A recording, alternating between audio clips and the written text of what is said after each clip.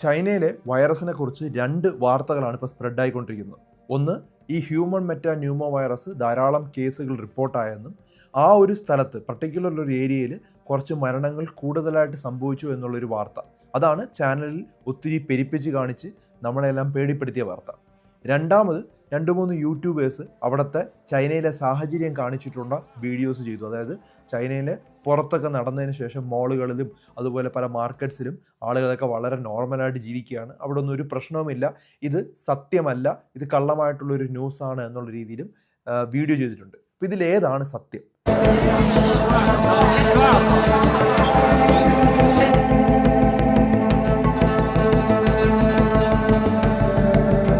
ധാരാളം ആളുകളാണ് പേടിച്ച് മെസ്സേജ് അയച്ചുകൊണ്ടിരിക്കുന്നത്. ഇതൊരു മഹാമാരിയായിട്ട് മാറുമോ? ചൈനയിലെ ഈ വൈറസ് ഒരു പുതിയ വൈറസാണോ? കോവിഡിനെ പോലെ പുതിയൊരു വൈറസ് എന്തുകൊണ്ട് സംഭവിച്ചു എന്നുള്ളത്.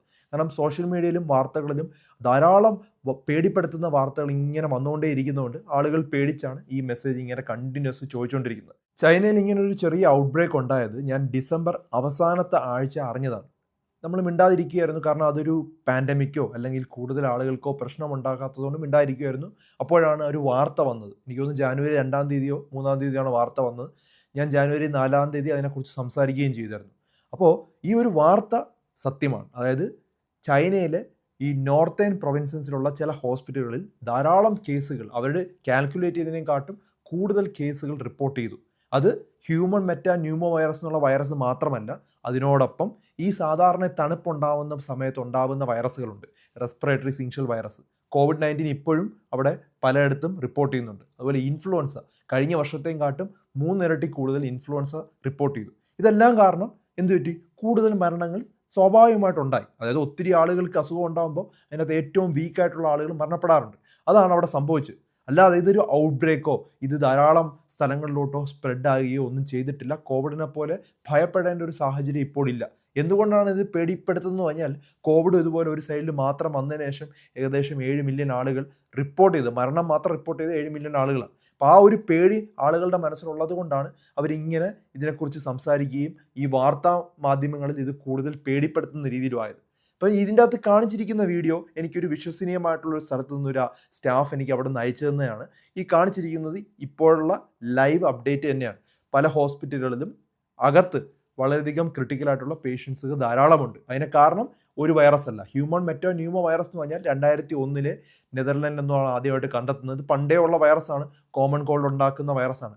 അമേരിക്കയിൽ US 2022-ലും 2023-ലും ഈ ഹ്യൂമൻ മെറ്റാ ന്യൂമോ വൈറസ് കാരണം ധാരാളം ആളുകൾക്ക് അസുഖം വരികയും കുറേ ആളുകൾ മരണപ്പെടുകയും ചെയ്തിട്ടുണ്ട്. പക്ഷേ ആ സമയത്ത് അതൊരു വലിയൊരു വാർത്തയായിട്ട് വന്നില്ല. കാരണം ഒരുമിച്ച് ഇത്തരം മരണങ്ങൾ വരാത്തതുകൊണ്ടാണത് വാർത്തയായിട്ട് വരാത്തത്. ഇപ്പോൾ ഇതിൻ്റെ കൂടെ COVID-19-ഉം ഇൻഫ്ലുവൻസയും റെസ്പിറേറ്ററി സിൻഷ്യൽ വൈറസും ഒക്കെ ഒത്തിരി ആളുകൾക്ക് വന്നപ്പോൾ കുറേ ആളുകൾ മരണപ്പെട്ടു. ഇതിൻ്റെ ഒരു എക്സാമ്പിൾ ഞാൻ പറഞ്ഞുതരാം, അപ്പോൾ നിങ്ങൾക്ക് കുറച്ചുകൂടെ മനസ്സിലാവും.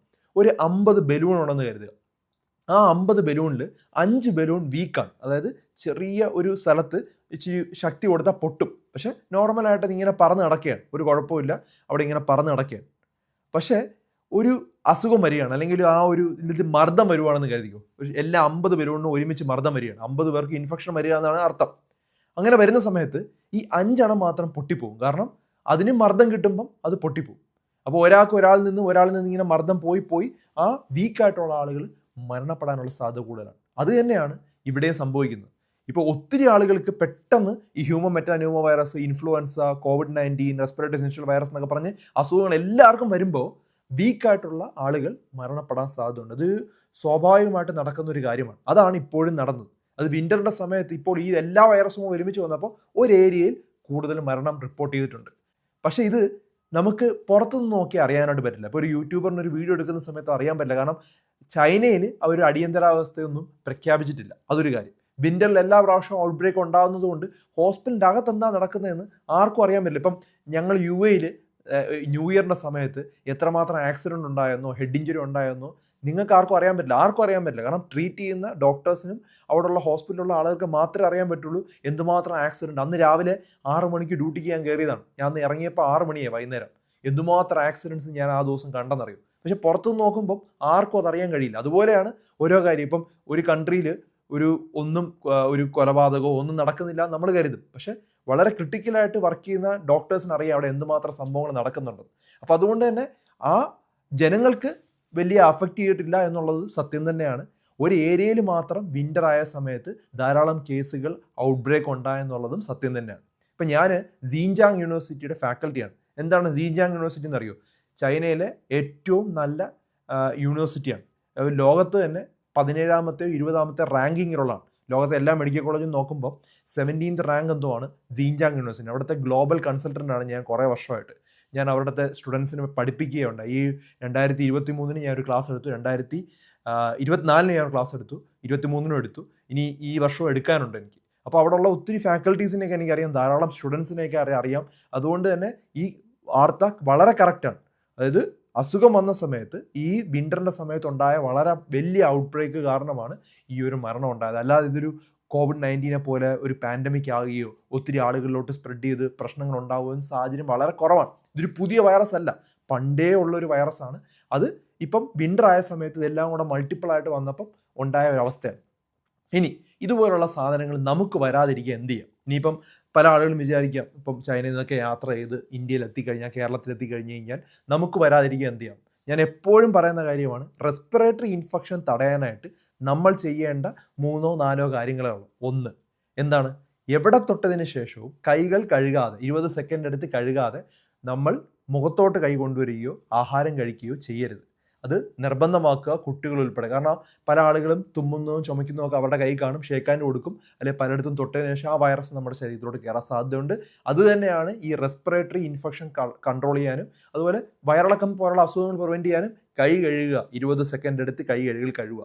രണ്ടാമത്തെ കാര്യം, ഇപ്പം നിങ്ങൾക്ക് ജലദോഷമുണ്ട്, അല്ലെങ്കിൽ പനിയുണ്ട്, തുമ്മലുണ്ടെങ്കിൽ മാസ്ക് ധരിക്കുക. മറ്റുള്ളവർക്ക് വരാതിരിക്കാൻ വേണ്ടിയാണ്. ഇനി നിങ്ങൾ മാസ്ക് ധരിക്കുന്നത് നല്ലതാണ്. പ്രത്യേകിച്ചും ഒത്തിരി ജനങ്ങൾ കൂടുന്ന സ്ഥലത്താണെങ്കിൽ, നിങ്ങൾക്ക് പ്രതിരോധശക്തി കുറവാണ്, നിങ്ങളുടെ ഇമ്മ്യൂണിറ്റി കുറവാണെങ്കിൽ മാസ്കുകൾ ധരിക്കുക. ഒരു N95 ഒന്നും ധരിക്കേണ്ട, ഒരു സർജിക്കൽ മാസ്ക് ധരിച്ചാൽ മതിയാവും. അതൊരു പ്രധാനപ്പെട്ട കാര്യമാണ്. പല രാജ്യങ്ങളും അത് ഫോളോ ചെയ്യാറുണ്ട്. ഇപ്പോൾ ജപ്പാൻ പോലുള്ള രാജ്യങ്ങളെല്ലാം കൃത്യമായി ഫോളോ ചെയ്യുന്നൊരു കാര്യമാണ്. മൂന്നാമത്തെ കാര്യം, ചുമയ്ക്കുമ്പോഴോ തുമ്മുമ്പോഴോ അതുപോലെ നമ്മുടെ ജലദോഷം ചീറ്റുന്ന സമയത്തൊക്കെ ഒരു കർച്ചീഫ് ഉപയോഗിക്കുകയോ അല്ലെങ്കിൽ ഇങ്ങനെ കൈ മടക്കിയിട്ട് ഇവിടെ തുമ്മുകയോ ചുമയ്ക്കുകയോ ചെയ്യുക.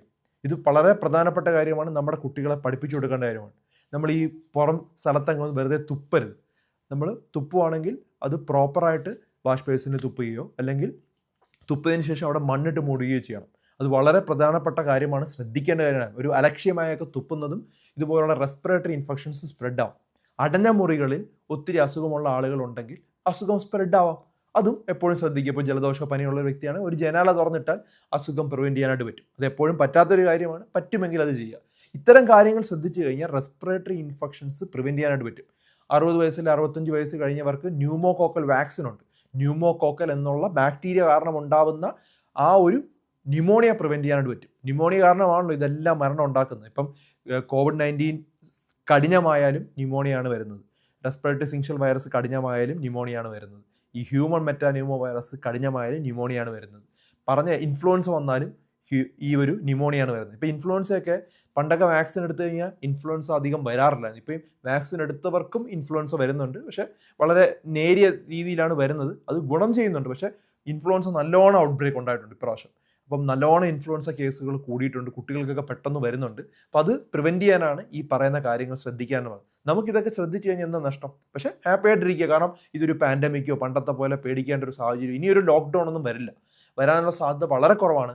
അല്ലെങ്കിൽ അത്രമാത്രം ഡേഞ്ചറസ് ആയിട്ടുള്ള ഒരു ഡിസീസ് ആയിരിക്കണം. അങ്ങനെ ഒരു ഡിസീസ് ഒന്നും അല്ല ഇത്. ഹ്യൂമൻ മെറ്റാന്യൂമോ വൈറസ് എന്ന് പറഞ്ഞാൽ പണ്ട് മുതലേ നമ്മുടെയൊക്കെ ഉള്ള വൈറസ് തന്നെയാണ്. പല കുട്ടികൾക്കൊക്കെ പല പ്രാവശ്യം വന്നു പോയിട്ടുള്ള അസുഖമായിരിക്കും. അപ്പം ഇത് പ്രശ്നമെന്ന് പറഞ്ഞാൽ ഈ പ്രതിരോധശക്തി, ഞാൻ പറഞ്ഞില്ല, ആ ബലൂണിൻ്റെ കഥ ആലോചിക്കുക. 50 ബലൂൺ ഉണ്ടെങ്കിൽ 5 വീക്കാണെങ്കിൽ മർദ്ദം ലഭിക്കുന്ന സമയത്ത് 5 പൊട്ടാൻ സാധ്യതയുണ്ട്. അത് 5 പകരം ചിലപ്പോൾ 10 ആവാം. വീക്കായിട്ടുള്ള ആളുകൾ എത്രയാണെന്ന് നമുക്കറിയില്ല. അപ്പോൾ അത് ഉണ്ടായ ഒരു സാഹചര്യം മാത്രമാണ് ഇപ്പോൾ ഉണ്ടായത്, അല്ലാതെ പേടിക്കേണ്ട ഒരു സാഹചര്യവും ഇപ്പോൾ ഇല്ല. അപ്പോൾ ഇത് ധാരാളം ആളുകളുടെ അറിവിലേക്ക് ഇത് ഷെയർ ചെയ്ത് കൊടുക്കുക. കാരണം ഈ ഇങ്ങനെ പേടിപ്പെടുത്തുന്ന മെസ്സേജുകൾ ഇങ്ങനെ സർക്കുലേറ്റ് ആവുകയാണ്. അത് മാറാനായിട്ട് ഈ ഒരു വീഡിയോ ഹെൽപ്പ് ചെയ്യും. ധാരാളം ആളുകളുടെ അറിവിലേക്ക് ഇത് ഷെയർ ചെയ്ത് കൊടുക്കുക. പേടിക്കേണ്ട ഒരു സാഹചര്യവും ഇല്ല. അങ്ങനെ എന്തെങ്കിലും ഒരു കാര്യം ഉണ്ടെങ്കിൽ, ഞാൻ ജീവിച്ചിരിക്കുന്നുണ്ടെങ്കിൽ ഉറപ്പായിട്ട് അപ്ഡേറ്റ് ചെയ്തിരിക്കും. Okay, take care, by.